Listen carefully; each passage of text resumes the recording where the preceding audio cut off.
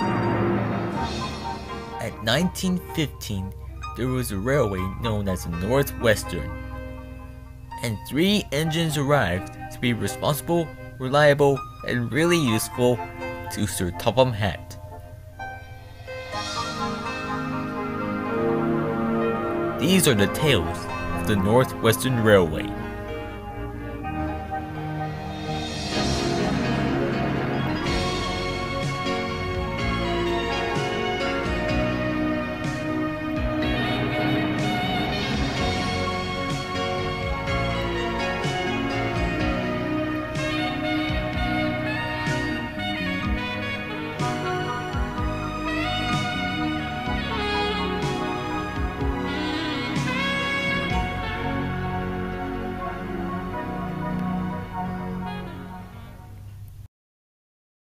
It's been 2 weeks after the incident of Gordon, and Bertie the bus was giving visitors a tour of the island on roads, while Thomas takes the rest of them on rails. And he takes them on his own branch line, and he was showing them such beautiful sights, including rivers and streams and forests and small towns.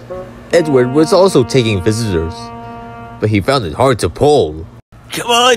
Get moving! Hey, come on! do you see him straining there? Yeah, it is positively painful. Come on! You have a little issue there, little Edward. It's only a few coaches. Don't listen to that, Edward. Just keep going. Yes, keep going. Get moving! This is just pathetic. Get moving! Edward should just give up and be preserved before it's too late. Oh, shut up! Come on! You're all jealous. I agree. Edward is way better than any of you. Come on! Quite right, you two. He may be old, but he'll surprise us all. He always does. Come on! Come on! Come on! Oh, I did it! We're off! I did it! We're off! And he puffed happily out of the station.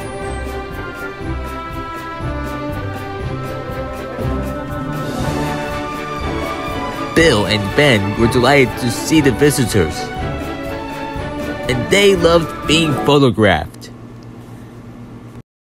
Later, they took the party to the China Clay Works in their break band special.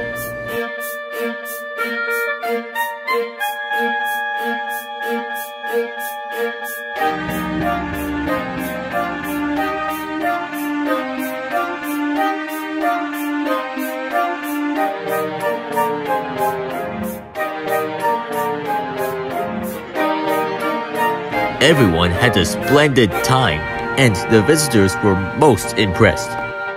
Then they bring the passengers back to Edward so he could take them home.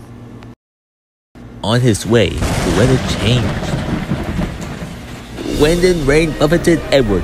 His sanding gear failed, so his fireman went up to the front, placing sand on the rails. There was worse to come. His wheels slipped fiercely with a loud crack. Something broke, and the train went to a complete stop. The passengers started to get worried, and repairs took some time. Well, your crank pins broke, Edward. So we've taken your side rods off. Now you're like an old-fashioned engine. Do you think you could get these people home on one axle? They must be back tonight. I'll try, sir. Edward puffed and pulled his hardest, but his wheels kept slipping and he couldn't start his heavy train. The passengers were anxious. Looks like we need to send another engine to help. No, I'm taking these passengers home. They're relying on me. I have an idea. So Edward's driver, fireman, and guards went along the train, making the adjustments between the coaches. We have loosened the couplings, Edward. Now you can pick up your coaches one by one, just like you did with freight cars. Well, that will be easier.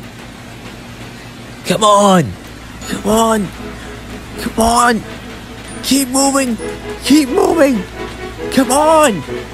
Come on! As Edward was pulling hard, one coach started moving. Then it pulled on the next.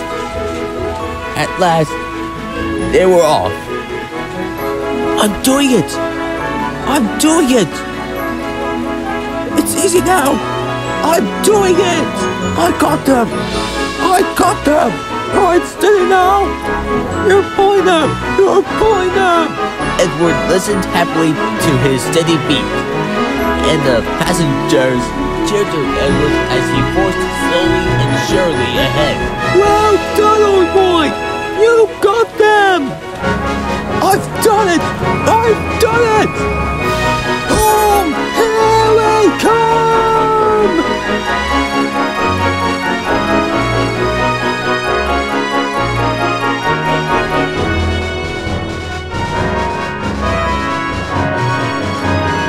At the station, Emily was waiting for Edward's passengers. She was getting worried. Never you mind, Emily. Edward will be here shortly. I guarantee it.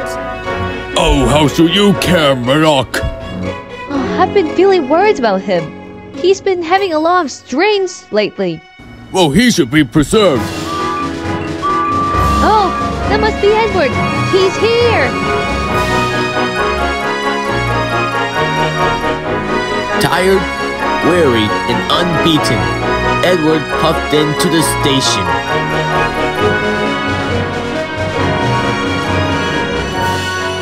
Sir Topham had pointed angrily at the clock, and the passengers came out and swept him aside to thank Edward and his crew. While Edward was away to be repaired, Sir Topham had asked Foco to help on Edward's Wellsworth branch line to help Emily, and he promised to take extra care of Edward's freight cars and coaches. And James was not impressed, but that's another story.